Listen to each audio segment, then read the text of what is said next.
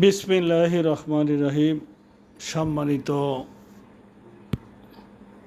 সরকারি চাকরিজীবী ভাই বোনেরা, আপনাদের অবগতির জন্য আমি একটি ছোট্ট বিষয়ের অবতারণা করতে চাচ্ছি। বিষয়টি হলো এই যে একজন সরকারি চাকরিজীবী, খুবই ছোট চাকরি, একেবারে 20 নম্বর গ্রেডের চাকরি ছোট বড় সেই জন্য বলছি না।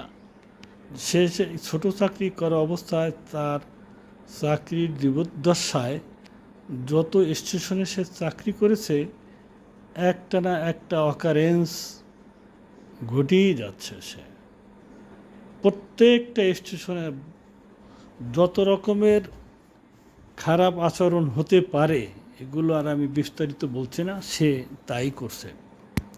সর্বশেষ 2018-20 সালের দিকে সে যে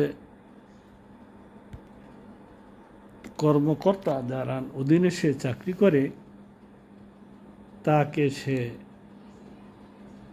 আঘাত করেছে, ফিজিক্যালি আঘাত করেছে। এই আঘাত করার পরে সে দীর্ঘ প্রায় 3 বছর পলাতক অবস্থায় ছিল।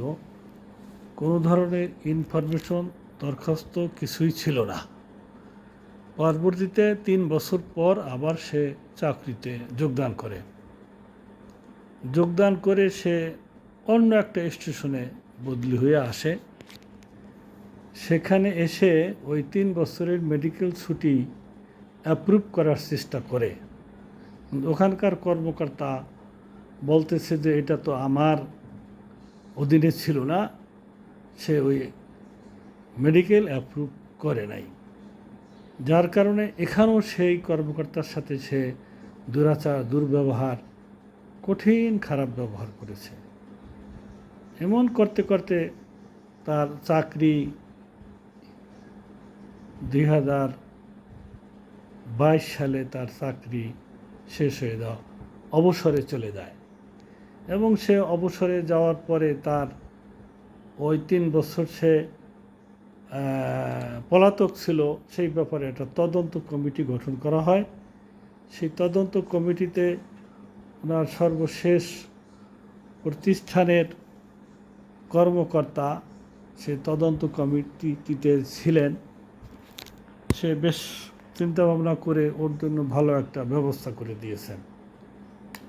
আর ওর কাগজপত্র তিনি যথারীতি যথা নিয়ম মাফিক স্বাক্ষর করে যাচ্ছেন, পর্যায়ক্রমে স্বাক্ষর করে যাচ্ছেন। তবে ও একটা ঘোলা পানিতে মাছ শিকার করতে চায়। ওই কর্মকর্তা যখন অফিসিয়াল কাজে ব্যস্ত, ওই অবস্থায় সে ঘাড়ের পিছনে দাঁড়িয়ে স্বাক্ষর করে নেয়, যাতে ওর কাগজপত্রগুলো একটু যাচাই বাছাই করতে না পারে। এই অবস্থায় সে আসছে তার কাছে আবার কাগজ স্বাক্ষর করতে। তখন সে বলছে, এইভাবে ঘাড়ের উপর দাঁড়িয়ে থেকে স্বাক্ষর করা সম্ভব নয়, রেখে যাও, রাত্রে নিরিবিলি স্বাক্ষর করবো, পরে এসে নিয়ে যাও। এই কথার পরে সে উত্তেজিত হয়ে বাক বিতণ্ডে লিপ্ত হয়ে চলে গেছে, কাগজপত্র আর রেখে যায়নি।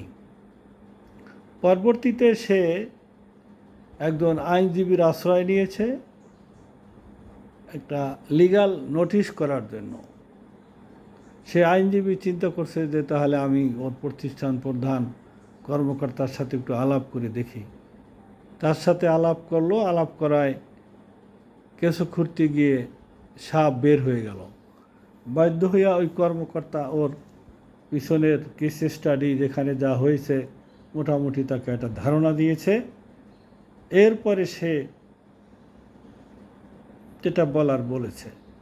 এখন আমার কথা হলো, বাঘে এবং কুমিরে লড়াই দেখেছি, সেই লড়াইতে কে হারে কে জিতে এটা বড় কথা না, লড়াই হয়।